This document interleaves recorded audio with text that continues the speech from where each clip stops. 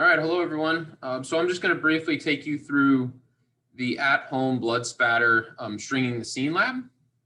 So what I have here, and I'm going to be pretty much out of the picture for the most part. What I've done is already taped together the 6 pieces, and I've also added a 7th piece. I started doing the lab a little bit to sort of speed up a little bit of the time here. Let me get some of the stuff out of the way. All right, so if you look here, I've already got the blood spatter kind of set up. Make sure you read the papers. I labeled them top left, top middle, top right, bottom left, bottom middle. And really this bottom right one isn't really doing much for us over here. Okay. I also added a 7th piece because that's where these lines are really going to start to intersect really close down here. So you might have to add another piece. Okay. If you also look, I'm going to kind of take this off. Give you guys a closer look here. I've already started drawing my lines. So as the directions say, you're going to pick 10 blood drops that give you direction. We don't really want to go after the circular ones. So like this one up here gave me pretty good direction. So I circled that and labeled that number 1. This one's giving me pretty good direction here. So that I'm going to label number 2. I just have to draw a line in for you. I picked one over here. And what I want you to make sure is try to get a variety of the different angles as to lines of convergence, where they're coming from.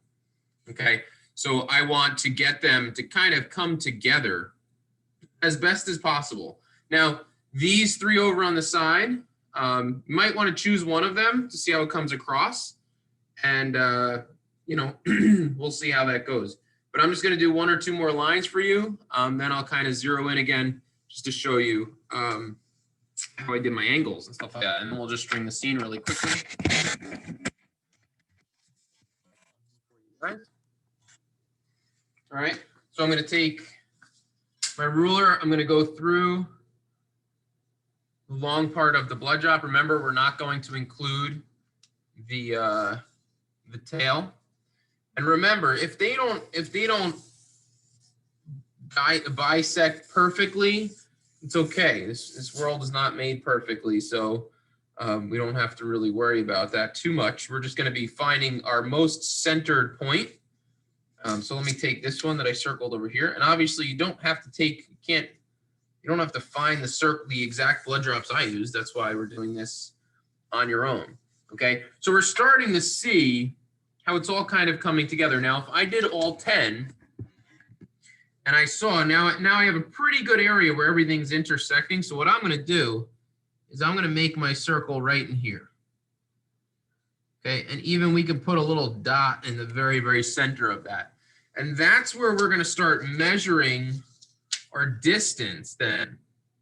All right, so for blood drop number 1, I'm going to put my meter stick right at the dot. I'm going to go right to the very, very start of that blood drop. And for me, I have 42.5 centimeters. So my distance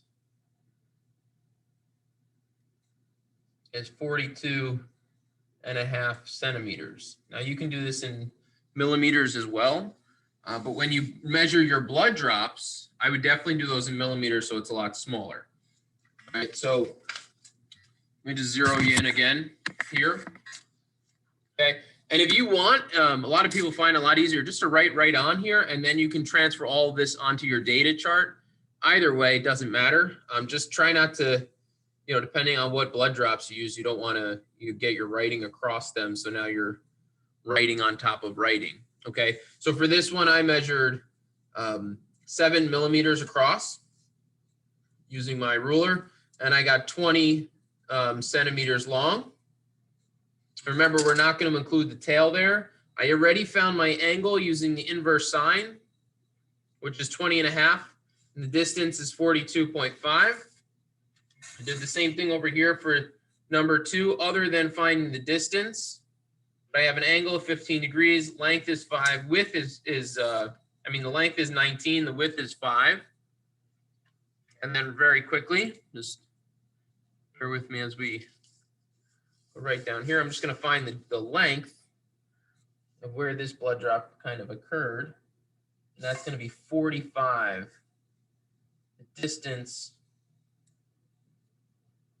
is 45 centimeters. Okay, so now what I have to do after I do my 10 blood drops, which I didn't do all 10, I did 1, 2, 3, 4, 5, 6, 7. Okay, but you're going to be doing 10 to do your measurements. And then when you go to string the scene, I want you to pick a minimum of 5 blood drops to string the scene. And I'm going to show you that as best as I can right now.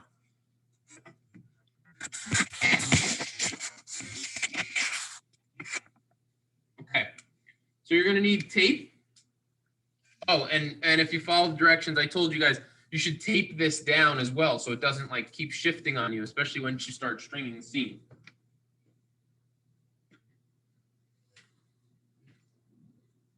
All right, so I'm going to show you how to string our scene. You don't want to go too far away from a wall, so I have my wall right over here, okay?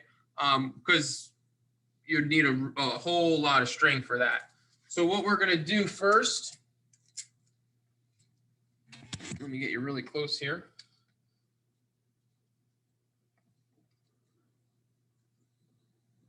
Okay, what I'm going to want to do is put the tape with the string. We're going to lay the string just a little bit over that blood drop, put it right in line with our line of convergence. We're going to go right down that line of convergence. Okay, so I have a line of convergence. And what I want to do is I want to put the tape so the string is held down right at the start of my blood drop. Okay, so I put the tape right here. Make sure I can see it. Put the tape right here, and the start of the blood drop is right there. So now as I lift my string, it's right at the starting edge of that blood drop.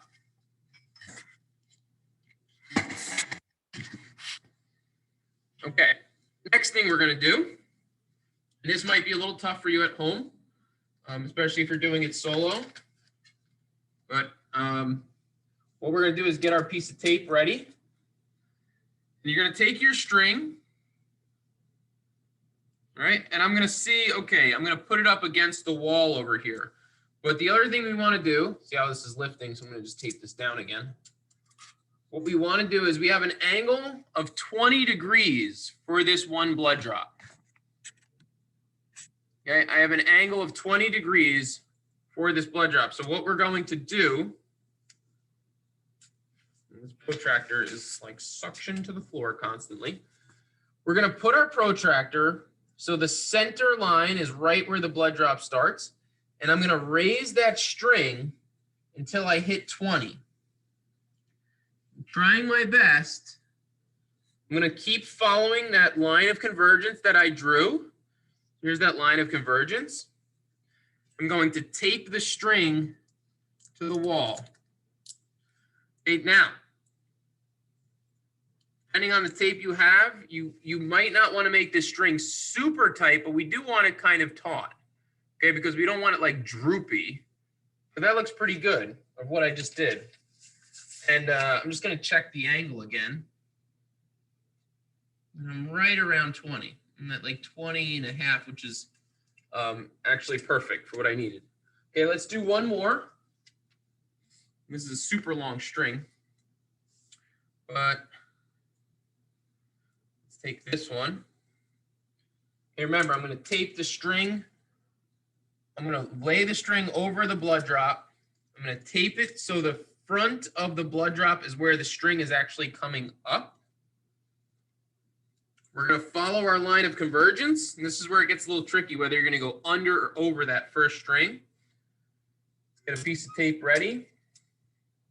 If you have someone at home, that would be awesome, because then someone can pull the string and the person can be checking. And I have an angle of 23 degrees. And this is why I don't want you to go too far from the wall either, because now I can kind of do both at the same time. You want to try to follow that line of convergence that you drew for that specific blood drop as best as possible. Okay, and now I back these out just a little bit. We look at this. you're starting to see, maybe from above, we can kind of see it, okay? You're starting to see where they're crossing. Now, if I move my hand, and I go straight down with this picture, check out how close we are to where we drew our lines of convergence on the paper. That's looking pretty good, right? Here's our crossing. Here's that, that circle that we put in. And the more strings we put in, I'm asking you to do 5, but if you're really up for it, do all 10. Hopefully we'll see that a lot of them are joining right at that same spot. All right. So here's our top view. Okay. You see that when we put this string in, I want to follow that line as best as I can. And every blood drop you do with your stringing, you want to try to follow it. All right, so hopefully this is a good tutorial for you guys to really start with. If you're confused at the start, you're going to transfer all of your data onto your data chart. And then lastly, what you're going to do is you're going to find the height using that tangent. And then at the very end, what I would like you to do is snap a photo, but also where all of these lines connect, where all of these strings connect, I want you to measure the height off the ground to see how closely our math is to what you actually did with your string. Okay, I hope that that tutorial kind of gives you a better idea because we're going to have a split session with kids in class, and we'll probably be out in the hallway doing a bunch of stuff with this. You guys will be at home. All right, so give it your best shot. I think once you get the hang of it, you know, you should be fine with this. And just follow the directions. If you follow the directions, I've laid everything out that I could possibly think of to make it easier for you. Okay. Last thing, if you don't have string and you have like sewing thread, that'll work. It'll be really thin, but you know, it will work if that's all you have. So try your best with this. Okay.